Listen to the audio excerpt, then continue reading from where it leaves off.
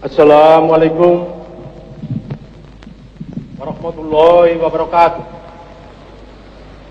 Dengan memahami amanat para leluhur atas makna Hamengkubuwono menyandang 3 substansi yang bersumber dari makna Hamangku, Hamengku, dan Hamengkoni. Dengan penuh kesadaran kita mengamati masih banyak bagian masyarakat yang berada dalam serba kekurangan dan keterbelakangan dalam berbagai aspek kehidupannya. Untuk mengangkat harkat dan martabat mereka itu diperlukan pengabdian tanpa pamrih, membesarkan hati dengan lebih banyak memberi daripada menerima. Hakikat dari Berbudi Bawaleksono itulah makna Hamangku diaktualisasikan. Hamengku mengandung makna hangrengkuk atau ngemong, melindungi dan mengayomi tanpa membedakan golongan, keyakinan dan agama secara adil. Hakikat Hamengku identik dengan Ambek Adil Poromarto. Dalam situasi sulit, pemimpin adalah juga pengayom yang siap berdiri paling depan. Keteladanan yang mengandung watak Bung Binator itu adalah esensi dari Hamengkoni. Pada zaman Sultan Agung telah dibangun konsep dasar kebudayaan Jawa yang khas. Setelah dikembangkan oleh Hamengkubuwono I dan Hamengkubuwono IX, telah menjadi dasar kebudayaan keraton. Pada hakikatnya, pusat kebudayaan yang berada di lingkungan keraton dan terbuka bagi masyarakat luas adalah untuk melestarikan konsep dasar serta gagasan ngaso dalam Hamengkubuwono IX menata Yogyakarta sebagai wadah miniatur Indonesia dalam wawasan integral budaya Nusantara. Para tamu undangan dan hadirin yang terhormat, Jumenengan yang diselenggarakan pada 7 Maret 1989 hari ini mungkin dapat ditangkap dan dihayati sebagai momentum peneguhan tekad tahta bagi kesejahteraan kehidupan sosial budaya rakyat. Demikianlah, kesemuanya itu adalah inti dari Hamengkubuwono tekadku. Semoga Tuhan Yang Maha Kuasa berkenan meridhoinya. Sekian, terima kasih. Wassalamualaikum warahmatullahi wabarakatuh.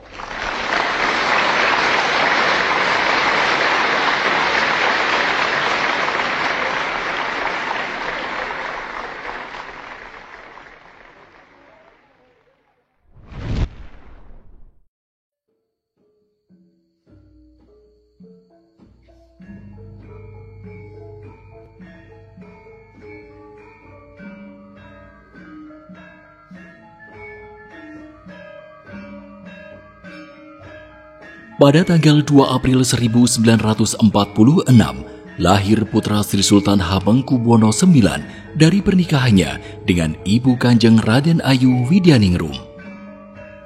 Putra laki-laki itu dinamai Bendoro Raden Mas Herjuno Darpito. Bendoro Raden Mas Herjuno menamatkan pendidikan dasar dan menengah di Yogyakarta, kemudian melanjutkan pendidikan menengah di SMA Negeri 6 Yogyakarta untuk kemudian kuliah di Fakultas Hukum Universitas Gadjah Mada. Sebagai putra laki-laki tertua, Bendoro Raden Mas Herjuno Darpito semenjak beranjak dewasa banyak menjalankan penugasan memimpin hajat dalam Sri Sultan Hamengkubuwono IX. Bahkan sejak tahun 1967 hingga tahun 1980-an, beliau kerap membantu tugas-tugas ayahandanya di Jakarta yang kala itu menjabat wakil presiden. Selain itu, juga aktif di berbagai kegiatan sosial kemasyarakatan. Beberapa jabatan yang pernah beliau emban diantaranya sebagai Ketua Umum Kadinda DIY, Ketua DPD Golkar DIY, Ketua KONI DIY, dan Presiden Komisaris PG Madukismo. Pada 1971, Bendoro Raden Mas Herjuno Darpito menikah dengan Tati Drajat Suprihastuti. Setelah menikah, beliau memperoleh kalenggahan atau gelar Kanjeng Gusti Pangeran Haryo Mangkubumi. Dari pernikahannya tersebut memperoleh 5 orang putri, yakni GKR Mangkubumi, GKR Condro Kirono, GKR Maduretno, GKR Hayu, dan GKR Bendoro. pada tanggal 7 Maret 1989 atau dalam kalender Jawa Selasa Wage 19 Rajab 1921, Kanjeng Gusti Pangeran Haryo Mangkubumi naik tahta menjadi Raja Kasultanan Ngayogyakarta Hadiningrat, menggantikan ayahandanya yang wafat pada bulan Oktober 1988. Sesaat sebelum dinobatkan, KGPH Mangkubumi mendapat gelar Kanjeng Gusti Pangeran Aryo Adipati Hamengkunegoro Sudibyo Rojo Putro Nalendra Mataram yang bermakna sebagai putra mahkota. Raja Putra Nalendra Mataram yang bermakna sebagai putra mahkota. Setelah itu, baru kemudian secara sah beliau dinobatkan sebagai Sultan di Keraton Ngayogyakarta Hadiningrat. Setelah bertahta, beliau bergelar Ngarso Dalem Sampeyan Dalem ingkang sinuwun Kanjeng Sultan Hamengkubuwono Senopati ing Ngalogo Abdurrahman Sayyidin Panotogomo Khalifatullah ingkang jumeneng kaping 11 ing Ngayogyakarta Hadiningrat. Kirap jumenengan Sri Sultan Hamengkubuwono ke-10 kala itu menjadi peristiwa kebudayaan yang menyedot perhatian halayak luas baik dalam negeri maupun mancanegara. Penobatan ini merupakan yang pertama kali di dalam sejarah Republik Indonesia. Sebelumnya, semua raja-raja Kasultanan Ngayogyakarta Hadiningrat harus mendapatkan restu pemerintah kolonial Hindia Belanda.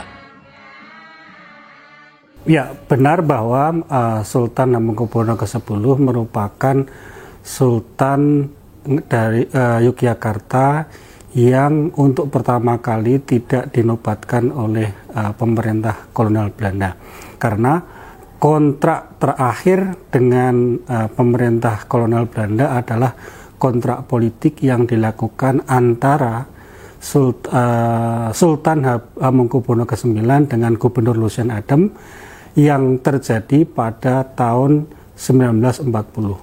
Seperti kita ketahui, tahun 1942 Belanda kalah perang dengan Jepang dan Jepang berhasil menduduki Indonesia, sehingga yang berkuasa kemudian adalah Jepang. Nah, dengan berakhirnya pemerintahan Belanda, kolonial Belanda di Indonesia, maka secara langsung bermakna bahwa kontrak politik dengan Belanda tahun 1940 itu dengan sendirinya gugur atau batal.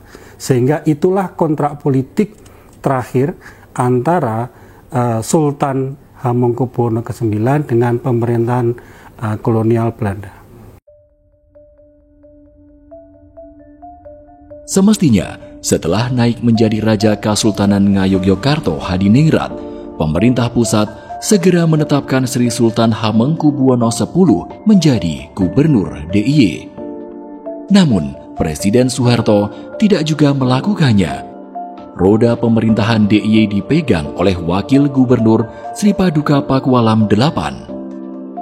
Dalam sebuah perbincangan, hal ini pernah ditanyakan kepada Sultan. Sultan memberikan jawaban pendek, "Ya, karena Pak Harto tidak menginginkan saya menjadi gubernur." Sri Sultan Hamengkubuwono X menjadi salah satu tokoh gerakan reformasi 1998.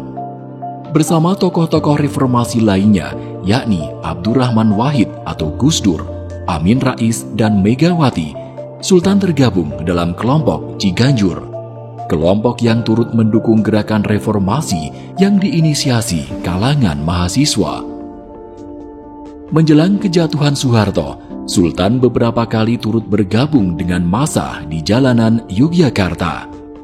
Puncaknya, Sultan menyampaikan sabda tama saat Pisowanan Agung 20 Mei 1998 di Alun-Alun Utara, Yogyakarta. Di hadapan ratusan ribu massa, Sultan menyatakan mendukung gerakan reformasi. Satu hari kemudian, 21 Mei 1998, Soeharto pun mundur. Jatuhnya rezim Orde Baru Soeharto mendorong rakyat Yogyakarta untuk mendesak pemerintah pusat agar Sri Sultan Hamengkubuwono X ditetapkan sebagai Gubernur DIY. Harapan kami Jumenengan bukan sekedar tradisi luhur, tetapi bagaimana kami juga mempunyai harapan dan juga berdoa agar ngerso dalem Sri Sultan Hamengkubuwono ke-10 dapat selalu hamengkoni bagi masyarakat Yogyakarta, sehingga dapat membawa kesejahteraan bagi masyarakat yang ada di Yogyakarta khususnya. Bulan Agustus 1998, Sri Sultan Hamengkubuwono X dilantik secara de facto oleh Gerakan Rakyat Yogyakarta dalam acara sidang rakyat di halaman DPRD DIY sebagai Gubernur Daerah Istimewa Yogyakarta. Pemerintahan baru di bawah Presiden Habibie melalui Mendagri kala itu, Syarwan Hamid, pada 3 Oktober 1998 kemudian melantik Sri Sultan Hamengkubuwono X sebagai Gubernur DIY definitif. Pemerintahan baru di bawah Presiden Habibie melalui Mendagri kala itu, Syarwan Hamid, pada 3 Oktober 1998 kemudian melantik Sri Sultan Hamengkubuwono X sebagai Gubernur DIY definitif. Kedudukan keistimewaan DIY makin legitimit setelah terbit Undang-Undang Nomor 13 Tahun 2013 tentang keistimewaan DIY. Isinya mengatur kewenangan pengisian jabatan kepala daerah, pertanahan, tata ruang, kebudayaan, dan kelembagaan.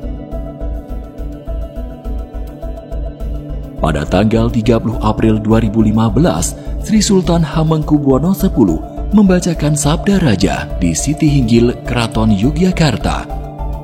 Isi Sabda Raja adalah perubahan gelar Sultan menjadi Ngarso Dalem Sampeyan Dalem ingkang sinuwun Sri Sultan Hamengkubuwono ingkang jumeneng kasedoso Suryaning Mataram Senopati ing Ngaloga langgenging bawana langgenging Toto Panatagomo.